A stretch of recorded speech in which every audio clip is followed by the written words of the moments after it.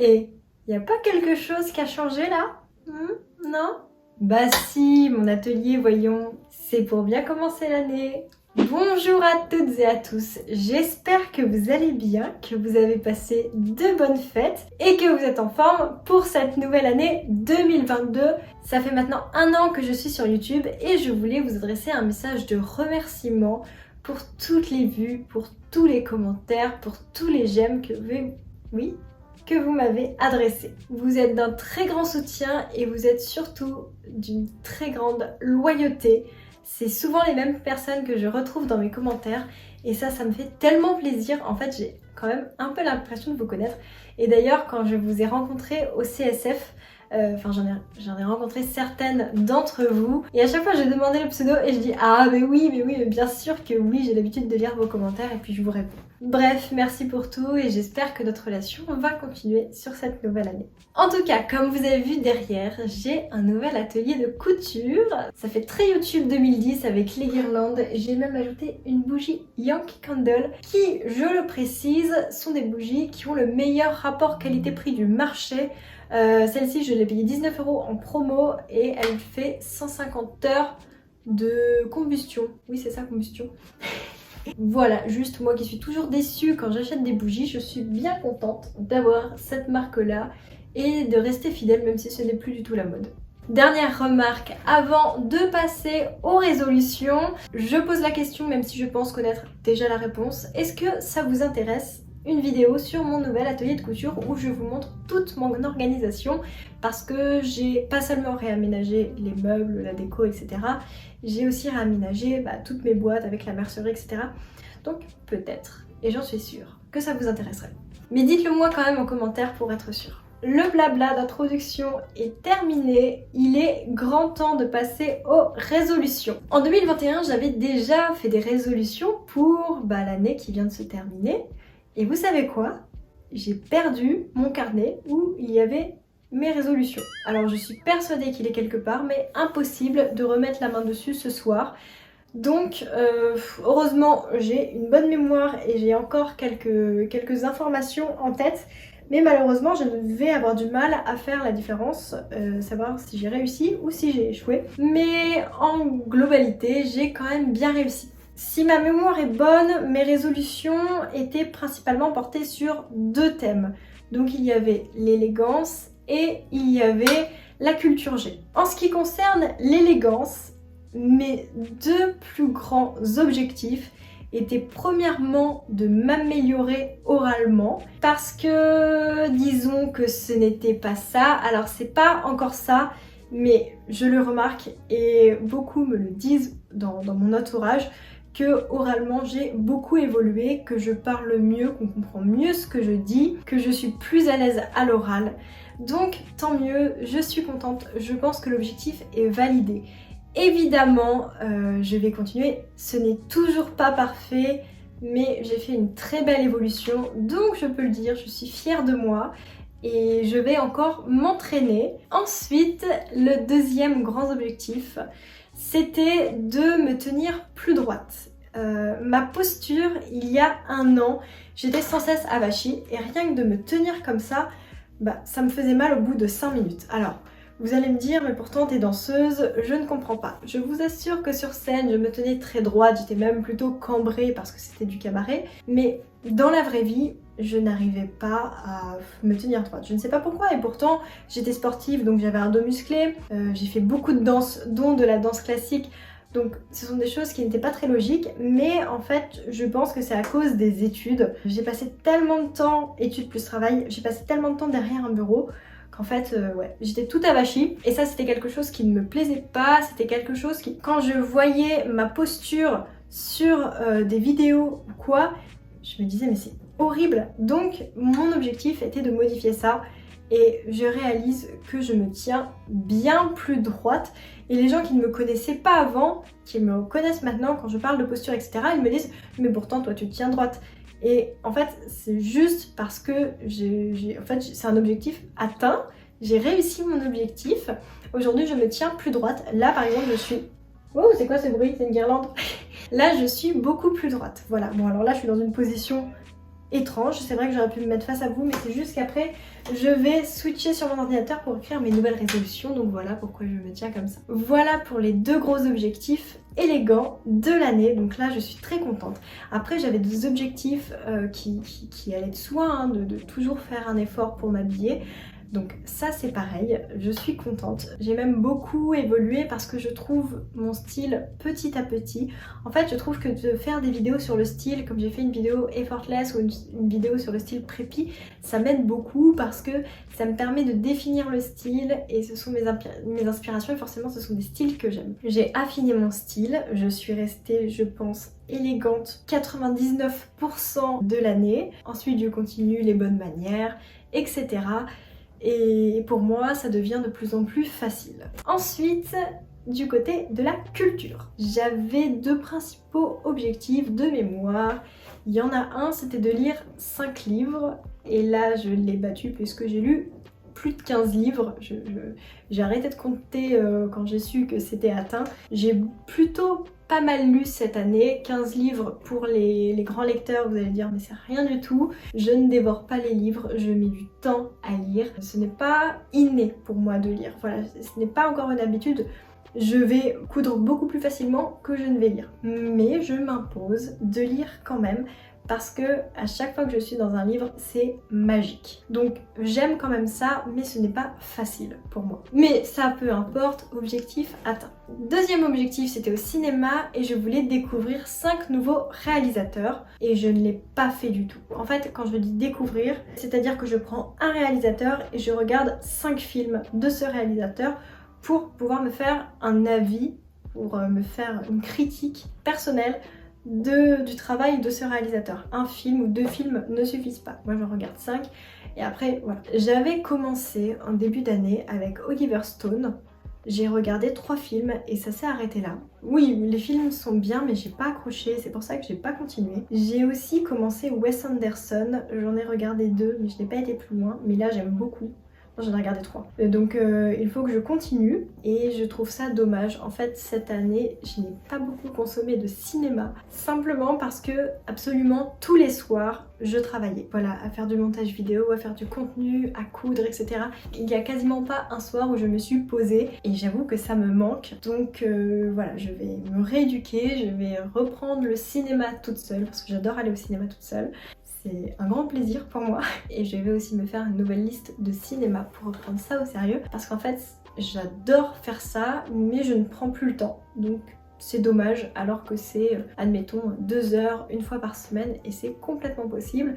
Voilà, il faut vraiment que j'arrive à poser mon esprit et me dire je ne fais que ça, je pose mon téléphone, c'est terminé. J'arrête de répondre à tout, j'arrête de répondre aux commentaires, j'arrête de répondre aux messages privés. Mais c'est vraiment pas facile. Ensuite, mes autres objectifs, eh bien je ne m'en souviens plus. Alors après, il y avait mes objectifs sur mon mood board.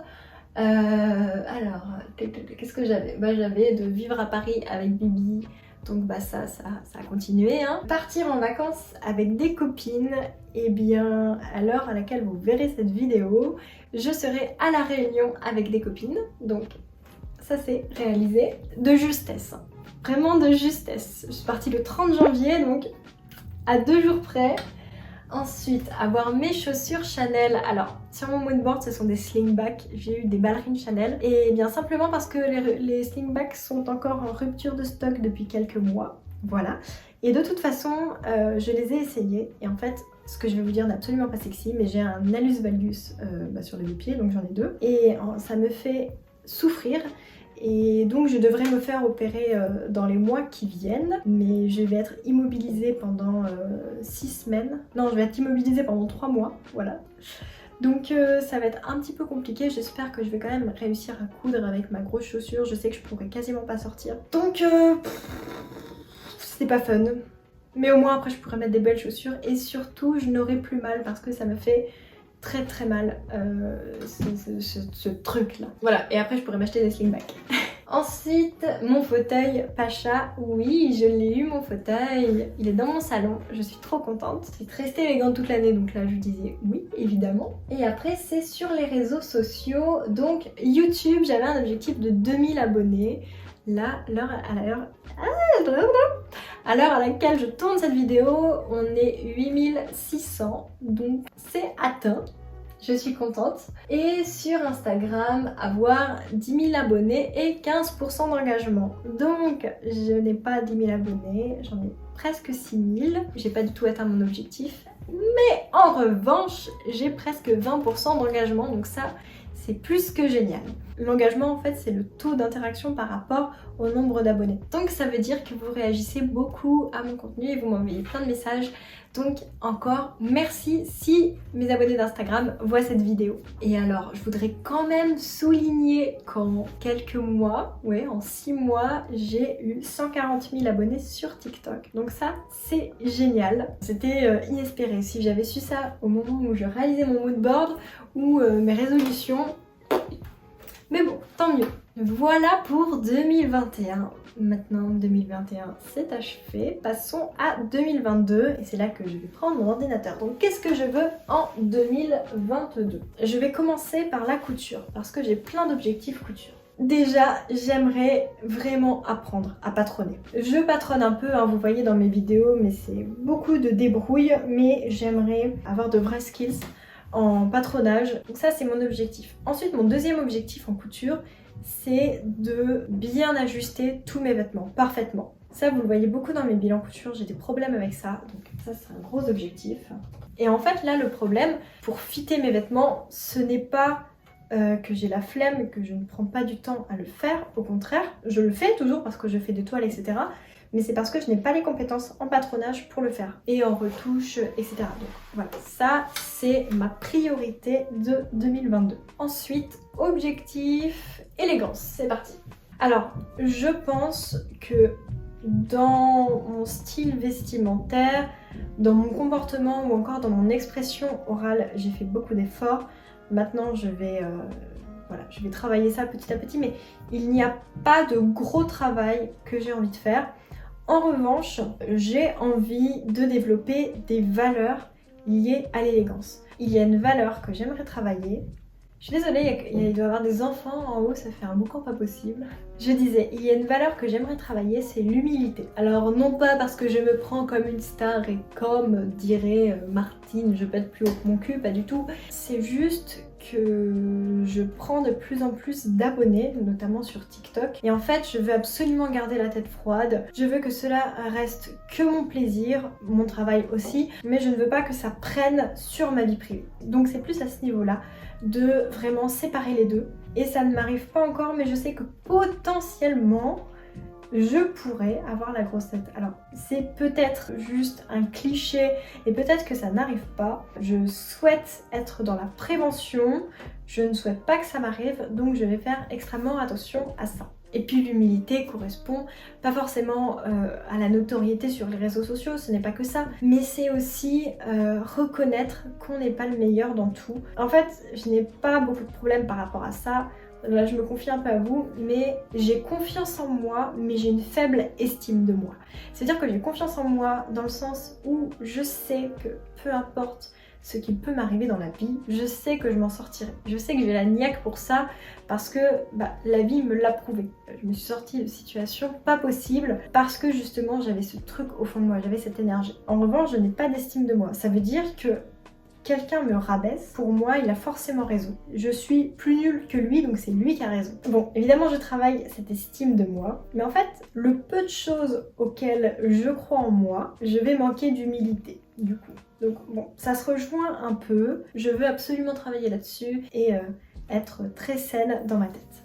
Objectif élégance, donc humilité, et à part ça, qu'est-ce que je pourrais faire? Je vais faire la liste des valeurs. Authenticité, je crois que ça va. Même un peu trop parfois, ça me l'est reproché. Je réalise qu'il y a beaucoup de valeurs avec lesquelles je suis en accord. Ça me fait plaisir. Je sais, il y a une valeur que je veux travailler, c'est le respect. Et non pas forcément apprendre à respecter les autres, parce que je pense que je respecte les autres, je pense que ça va avec la gentillesse, etc. Et puis de mon manque d'estime de moi, donc l'autre, je le respecte toujours. Mais plutôt à me faire respecter. Comme j'ai une faible estime de moi, les gens peuvent aller trop loin et là il n'y a plus de respect et moi je n'arrive pas à me faire respecter. En fait C'est une boule, hein, tout ça, c'est très lié. Et je veux apprendre à dire non. En fait, là, ça va trop loin. Ce que tu me dis, ce n'est pas possible, ce n'est plus du respect, donc on cesse la conversation. Ne plus me faire manger, ne plus accepter qu'on me dise des choses pas sympas. Et dedans, on peut rajouter arrêter de se justifier. Et oui, parce que nous n'avons pas à nous justifier. Non, c'est non. Voilà, donc je vais travailler l'humilité et je vais travailler le respect. Là, il y a du travail, mais en même temps, il faut se donner des objectifs clairs, ce en quoi on veut vraiment travailler. Parce que pour moi, l'objectif d'une vie, c'est de devenir sage, en fait.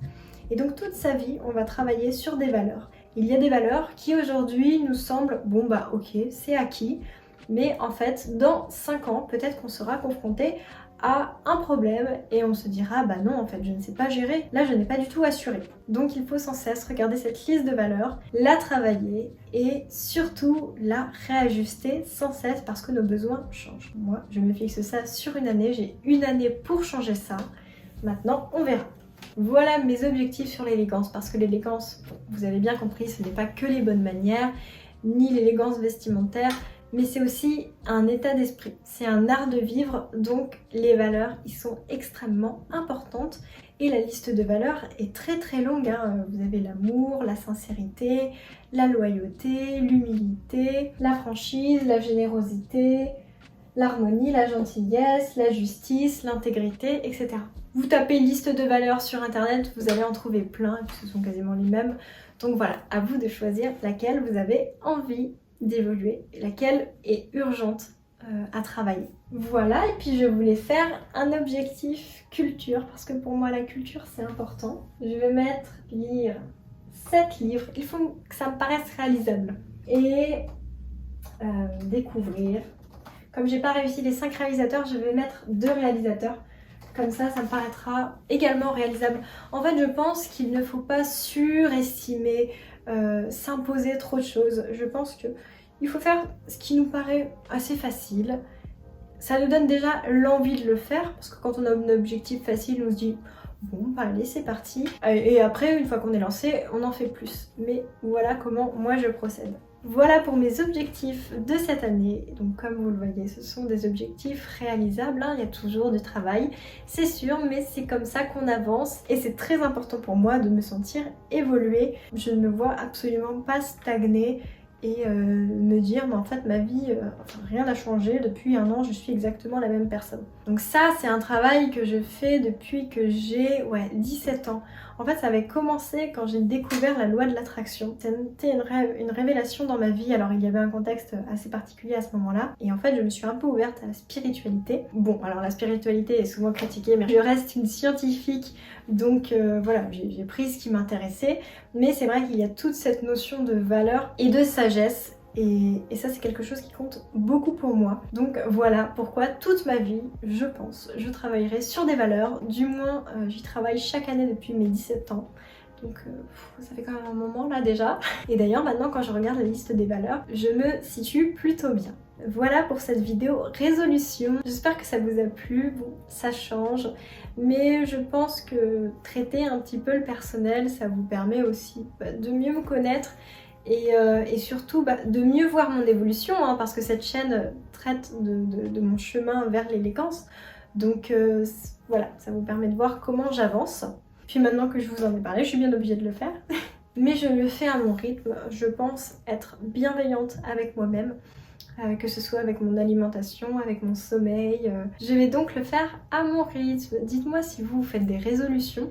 Bon, je sais qu'il existe plusieurs résolutions comme arrêter de fumer, perdre 30 kilos, aller à la salle de sport 3 fois par semaine. Et souvent les résolutions sont critiquées parce que justement on va essayer une semaine et puis après on arrête. Moi je vous encourage à faire vos résolutions, mais déjà des résolutions bienveillante et aussi quelque chose qui vous paraît possible, pas des résolutions idéales parce que le chemin peut vous paraître tellement loin que ça risque d'être compliqué. Essayez de regarder par exemple la liste des valeurs ou d'apprendre le solfège si vous avez envie d'apprendre à jouer du piano. Je ne sais pas quelles sont vos envies, mais voilà tout ce que je peux vous dire. Je vous dis à la semaine prochaine pour une nouvelle vidéo. Ce sera certainement une vidéo à La Réunion, puisque je serai à La Réunion avec Evnora et je pense qu'on va vous emmener avec nous. Voilà, bisous et encore bonne année!